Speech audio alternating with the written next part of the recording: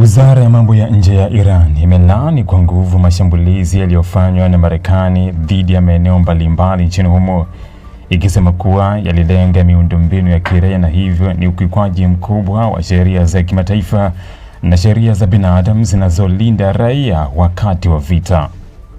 Tehran imeeleza kwa mashambulizi hayo yanapaswa kutambuliwa kama uhalifu wa kivita, huku ikitaka jumuiya ya kimataifa kuchukua hatua za haraka dhidi ya kile ilichokiita uchokozi wa Marekani. Katika taarifa yake, wizara hiyo ilisema mashambulizi hayo yalifanywa na kile ilichokiita jeshi la kigaidi la Marekani, ikilenga maeneo kadhaa katika mikoa ya pwani ya kusini mwa Iran pamoja na madaraja mawili muhimu ya reli yaliyopo katika mikoa ya mashariki kwenye njia kuu ya reli inaunganisha mji mkuu Tehran na mji mtakatifu wa Mashhad. Kwa mujibu wa Tehran, madaraja hayo ni sehemu muhimu ya miundombinu ya taifa inayotumiwa kusafirisha abiria na mizigo, hivyo kuyashambulia kunatayarisha maisha ya raia na shughuli za kawaida za kiuchumi. Serikali ya Iran imeeleza kuwa uharibifu wa madaraja hayo umesababisha kusimamishwa kwa huduma za reli katika sehemu ya njia ya Tehran-Mashhad, mojawapo ya njia muhimu zaidi nchini humo. Njia hiyo hutumiwa na mamilioni ya wananchi na mahujaji wanaosafiri kuelekea Mashhad, mji unaoheshimiwa sana na Waislamu wa madhehebu ya Kishia kutokana na kuwepo kwa kaburi la Imam Reza. Kusimamishwa kwa safari hizo kumesababisha usumbufu mkubwa kwa wasafiri na shughuli za usafirishaji wa bidhaa katika baadhi ya maeneo. Aidha, Tehran imesema mashambulizi hayo hayakuwa na athari za moja kwa moja kwa miundombinu pekee, bali pia yameongeza hofu miongoni mwa wananchi, hasa katika maeneo yaliyoshambuliwa.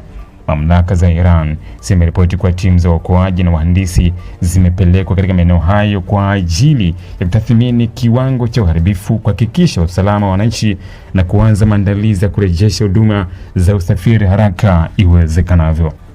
Katika tamko hilo, wizara ya mambo ya nje ya Iran ilitumia lugha kali dhidi ya utawala wa Marekani, ikiutuhumu kwa kuendesha sera za uchokozi na kuendelea kuhatarisha amani na usalama wa Mashariki ya Kati. Tehran ilidai kwa mashambulizi dhidi ya miundombinu ya kiraia yanaonyesha kupuuzwa kwa misingi ya sheria za kimataifa na mkataba wa Umoja wa Mataifa unaokataza matumizi ya nguvu dhidi ya mamlaka na mipaka ya nchi nyingine bila msingi wa kisheria. Mashambulizi hayo yamekuja kwenye kipindi ambacho mvutano kati ya Iran na Marekani umeongezeka kwa kasi kufuatia operesheni za kijeshi zilizofanywa na pande zote katika siku za hivi karibuni. Marekani imekuwa ikieleza kwa mashambulizi hayo yanalenga kudhoofisha uwezo wa Iran kijeshi, ikiwemo mifumo ya ulinzi wa anga, maghala ya makombora na ndege zisizo na rubani, pamoja na miundombinu inayohusishwa na shughuli za kijeshi katika maeneo ya pwani. Wachambuzi wa masuala ya usalama wanaonya kuwa iwapo mapigano na mashambulizi ya kulipizana kisasi yataendelea, kuna uwezekano mkubwa wa kuongezeka kwa athari za kibinadamu na kiuchumi, huku usafiri wa kimataifa, biashara na utulivu wa Mashariki ya Kati ukiendelea kuwa katika hatari kubwa. Ili kuwa mwanafamilia bora wa Global TV, usisahau kusubscribe, like, kushare na kucomment. Baada ya kusubscribe, bonyeza alama ya kengele ili kupata taarifa kwa kila video inayopanda Global TV Online.